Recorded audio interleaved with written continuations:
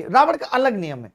मतलब मुझे समझ में नहीं आता, लोग तारीफ भी करते हैं बड़ी रावण की, और यार वो सीता जी को ले छुआ नहीं था सीता जी को। पहली बात तो बिना छुए उसने उठाया कैसे था? बात तो सही है, छुआ था। पहली बात तो यही गलत हो गई। दूसरी बात, जब तुम इतने शरीफ हो तो ये जो डील तुम वहां जाके कर रहे थे कि मेरी हो जाओ नहीं तो ऐसा होगा, ये तुम वहां खड़े खड़े भी कर सकते थे। वहां खड़े खड़े ये डिसाइड कर लेते कि सीता जी आपको मेरे साथ चलना है नहीं चलना है, ये देखो मेरे मोबाइल में ये मेरी सोने की लंका है, मैं ये, वो वहीं पे डायरेक्ट मना कर देती। ये बड़ी अच्छी बात कही आप। तो तुम्हारे नियत तो तुम्हारी खराब थी।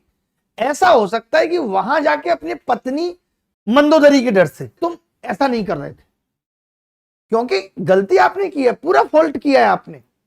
आप गलती पे हो, आपने मारीच को पहले उस तरीके से भेजा, मां सीता को छल से हरने की कोशिश आप की, वो बेचारी चिल्लाती रही, अपने गहने उतार के फेंकती रही, और वहां जाके तुम शराफत दिखा रहे हो अपने एरिया में। भैया बदतमीज तो तुम थे। नहीं मैं गलत कह रहा हूं, आप बताओ। भाई आपने पूरी प्लानिंग की कि भगवान राम को किस तरीके से धोखा देना है, क्योंकि आपको पता था कि भगवान राम से तो आप जीत पाओगे नहीं, आप लक्ष्मण से भी नहीं जीत पाओगे। आपने उनको भी भगा दिया वहां से, मां सीता अकेले रह गई और आप उन्हें हर के ले गए, और वहां जाके आप दिखा रहे हैं और बड़े आप शरीफ हैं, सा रोज सुबह शाम मिलने आते हैं। तो रावण ऐसा है, ये सब शराफत हम भी समझते हैं, ये सब नौटंकी और कुछ नहीं है तुम्हारी।